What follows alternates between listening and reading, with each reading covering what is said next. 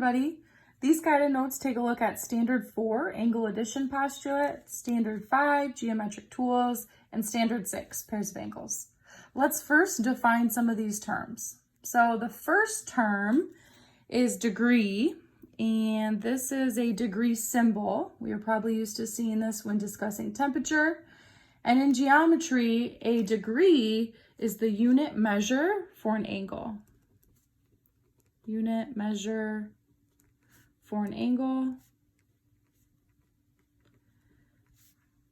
And when talking about it, let's say we measure a specific angle and it comes out to be 45 degrees. We could talk about it by saying the measure, so lowercase m, of some angle ABC is equal to, say, 45 degrees.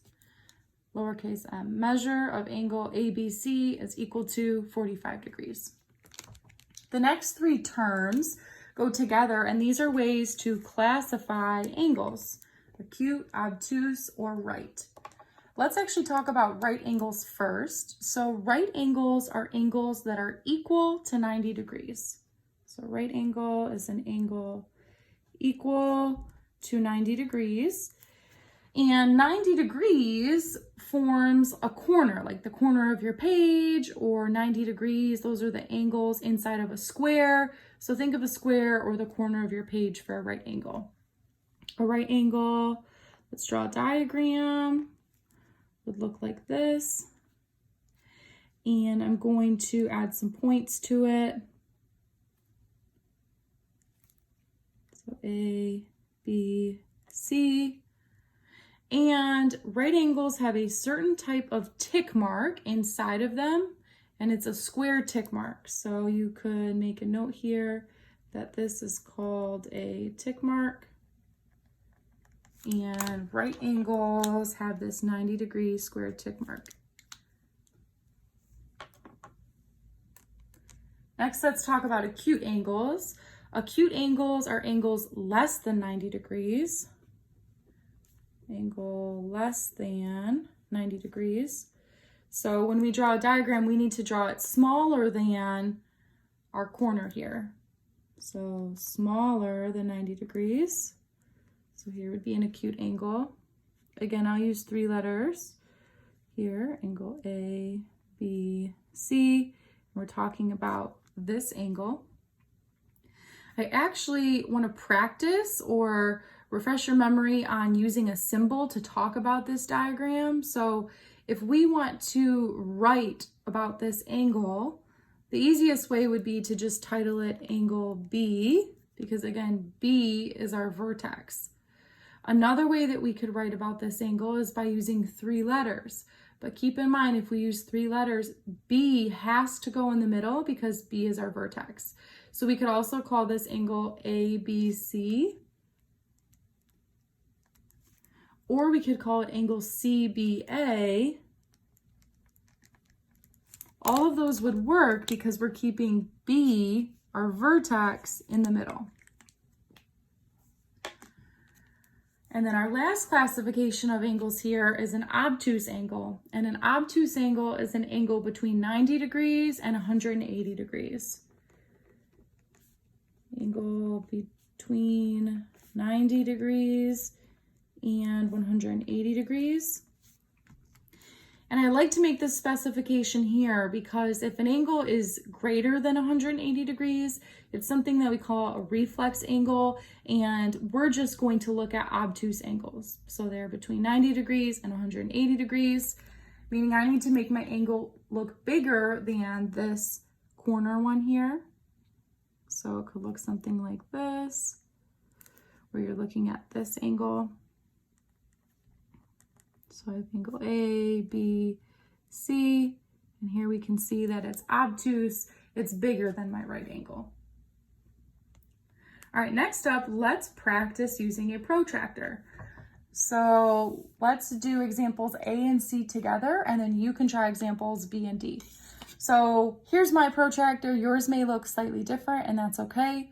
The first thing I like to do is extend one of my rays. So keep in mind our angle is made up of two rays and they meet here at the vertex.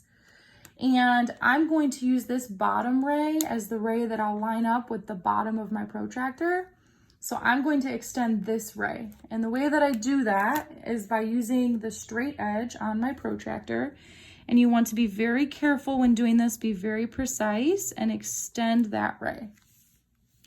These are rays, we could put arrows on the end of them.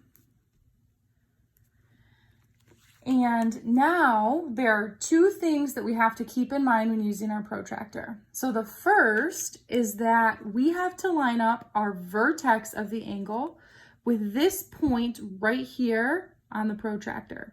So this point is lined up with the bottom 0 degree line of my protractor, and it's also lined up with the 90 degree in the center of my protractor. So my vertex has to go on this point.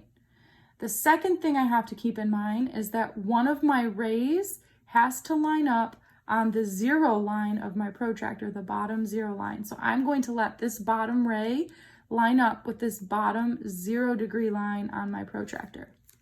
So I'm lining up my vertex, and I'm also lining up my bottom ray here, nice and straight, with the 0 degree line. You can see my bottom ray here is lining up with the 0 degrees, and my center is perfectly lined up as well. So now what I can do is I can measure and see where this ray touches on my protractor. So it's touching over here.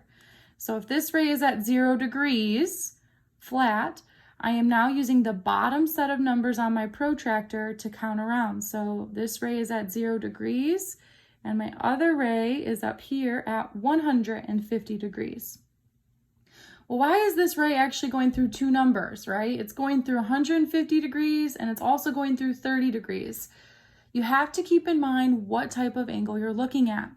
If this bottom ray is starting at 0, we're using the bottom set of numbers to say that this angle is 150 degrees. The other way you can think about it is when you glance at this angle, does it look bigger than 90 degrees or smaller than 90 degrees? When we glance at it, it's an obtuse angle. So we have to go with the bigger number that would make it be obtuse, or 150 degrees. So this angle was 150 degrees.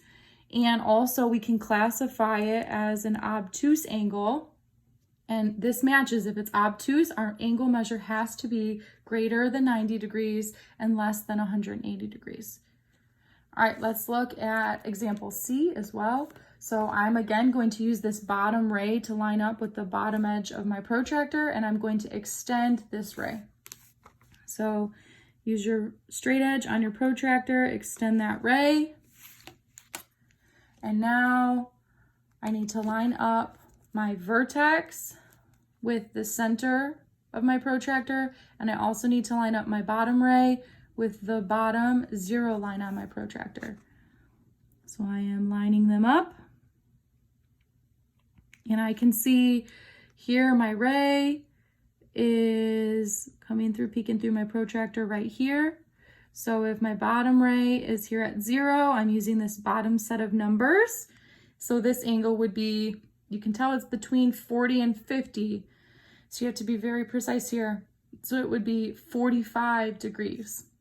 Well, you might be looking and wondering, how do I know if it's 45 degrees or if it's 135 degrees here?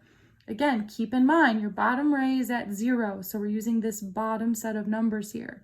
Or you can think of it, when you glance at this angle, does it look obtuse or does it look acute? This angle definitely looks acute. So that's how we know it has to be the 45 degrees instead of the 135 degrees. All right, so at this time, pause the video and see what you come up with for B and D. All right, for the angle in B, I came up with 128 degrees and I classified it as obtuse. Keep in mind that if you were off by just a few degrees, like 3 or less degrees, then that is okay. So if you maybe said this was 130 degrees, or if you said it was 127, 126 degrees, that's acceptable. And then for the angle in D, I came up with a measure of 28 degrees and I classified it as acute. Okay, let's look at pairs of angles, meaning we're looking at more than one angle. So the first term here is complementary angles or complement.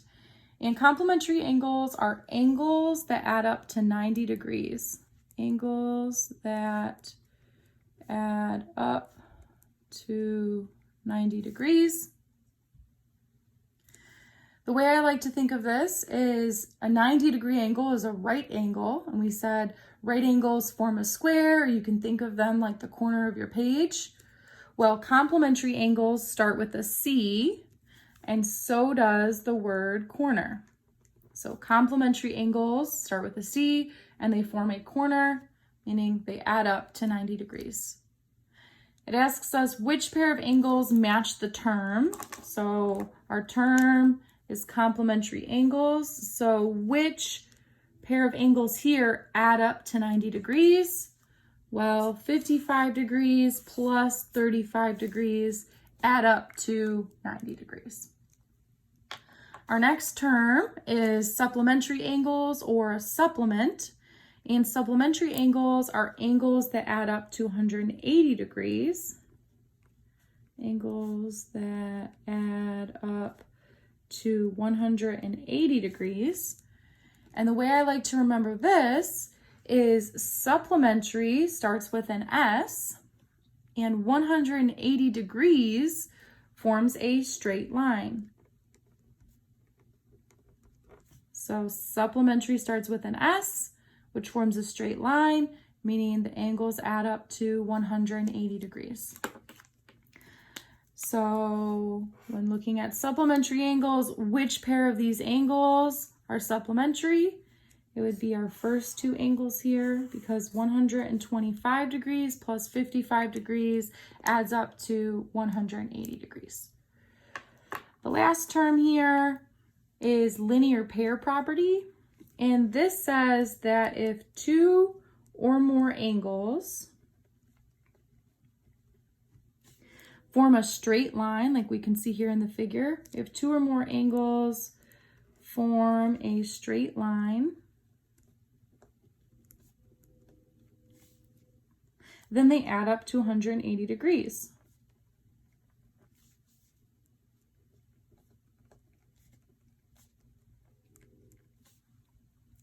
The reason this is important is because if you look at this diagram here, we see we have a straight line along the bottom, and these angles are labeled as angles 1 and 2, but we're not given an angle measure for them. We can assume, though, that these two angles together must add to 180 because they form a straight line.